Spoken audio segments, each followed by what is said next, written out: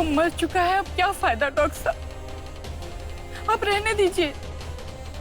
इनकी पल्स थोड़ी वीक है, पर ये अब तक जिंदा है।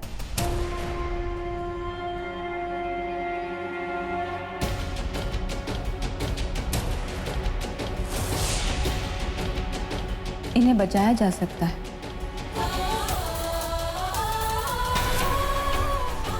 सच में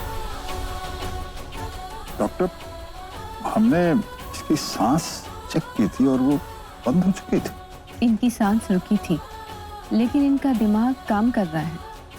इसका मतलब इन्हें बचाया जा सकता है।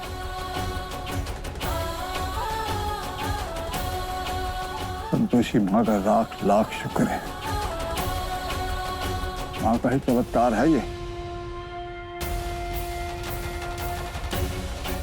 डॉक्टर साहब, अब बस जल्दी से इनका इलाज शुरू कर दीजिए।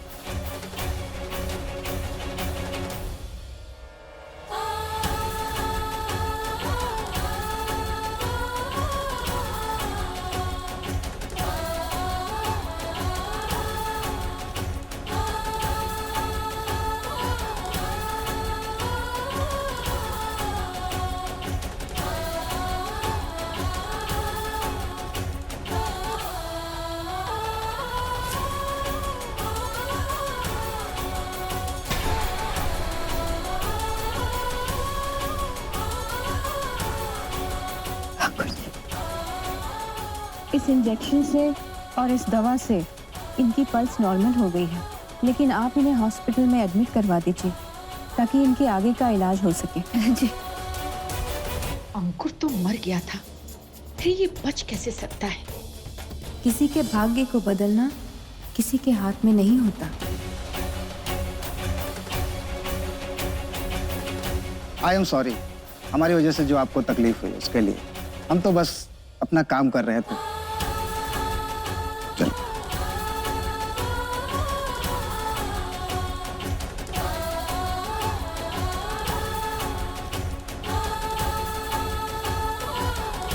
एम्बुलेंस बाहर खड़ी है, आप इन्हें तुरंत सिटी हॉस्पिटल ले जाइए।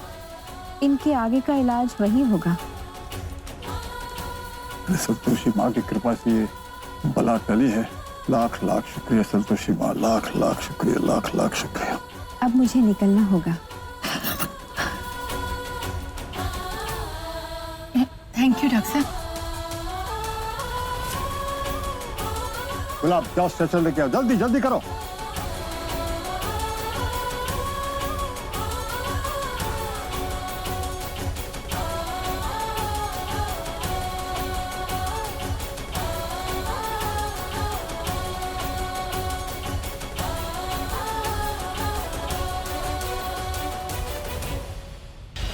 देवी संतोषी, ये आपने उचित नहीं किया।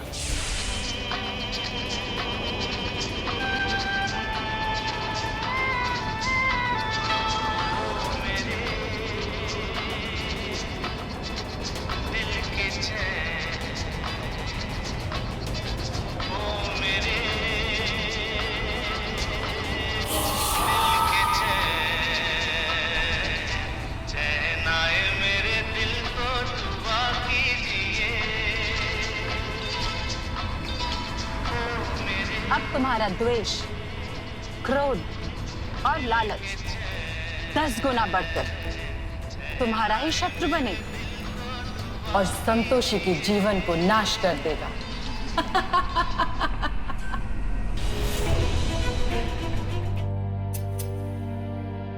जी, बात तो करनी थी। तो बोलो बेटा। वो क्या है कि हमें आपसे धैर्य सर के बारे में बात करनी है। आज जब हम उनसे बात कर रहे थे, वो दोबारा से हम पर गुस्सा हो गए। हम उनको लेकर बहुत परेशान हैं। हम बाहर जब गए थे तो हमें एक औरत मिली।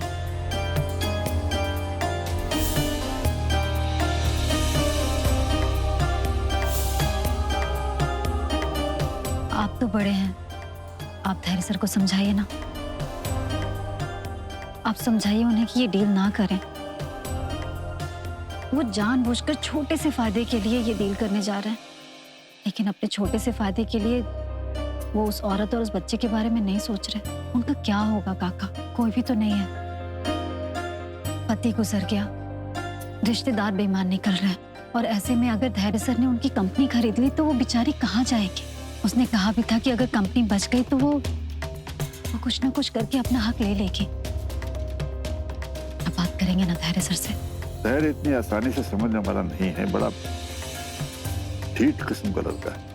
हमें उसे एक आईना दिखाकर उसकी गलतियों का एहसास दिलाना होगा, वरना कुछ नहीं हो सकता बेटे।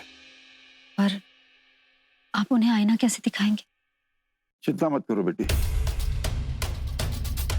सोचेंगे इसके बारे में।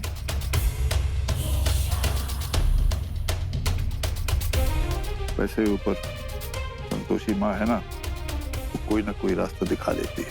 पापा ये कौन से रास्ते की बात कर रहे हैं आप लोग?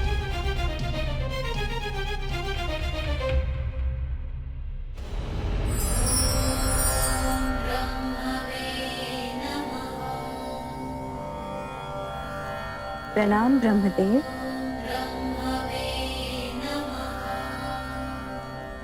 प्रणाम ब्रह्मदेव। देवी संतोषी, आपके अनुरोध पर इस देव सभा को संकलित किया गया है, इसलिए आप विषय पर प्रकाश डालें। ब्रह्मदेव, दंड भोगने के पश्चात भी देवी पौलमी पर किसी प्रकार का परिवर्तन नहीं हुआ है। वो धरती लोक पर जाकर अन्याय कर रही हैं। ब्रह्मदेव, देवी संतोषी हम पर झूठा आरोप लगा रही है।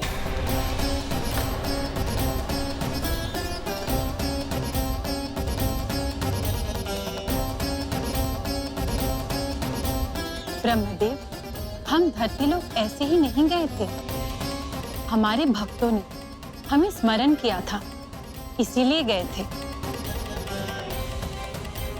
धैर्य, जो डॉक्यूमेंट्स हमने रेडी किए थे वो हमें दोबारा रेडी करने पड़ेंगे। मिस्टर सहाय बिल्कुल क्लियर डील चाहते हैं, जिसके लिए हमें दोबारा सभी बोर्ड ऑफ डायरेक्टर्स के सिग्नेचर्स लेने होंगे। जो करना है जल्दी करो। आप लोग टेंशन मत लीजिए, ये कंपनी हम ही खरीदेंगे।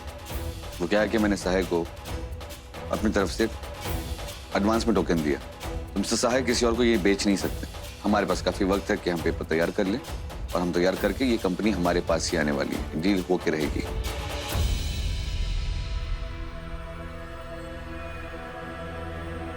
वैसे उज्जवल भैया आप कुछ परेशान लग रहे हैं। धैर्य, संतोषी पेपर्स पर साइन करेंगी ना? क्यों नहीं करेगी? संतोषी मेरी पत्नी है, मैं जहां बोलूंगा वहां साइन करेगी। और वैसे भी संतोषी को कहां पता चलने वाला कि क्या लिखा है उस पेपर में। वाह बेटा, पैसों के लिए अपनी पत्नी को ही धोखा देने लगे।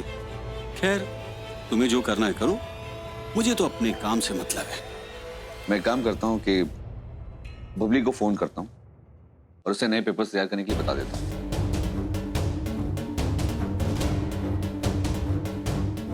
इस कागज में है क्या, ये तो बताइए ना। पहले साइन कर दो, फिर बाद में इंक्वायरी कर लेना। संतोषी, तुम्हें कठिन मार्ग प्रिय है ना? तुम्हारे सामने ऐसा कठिन मार्ग उत्पन्न करेंगे कि तुम्हारे सारे रिश्ते बिखर जाएंगे। हम हस्ताक्षर नहीं करेंगे।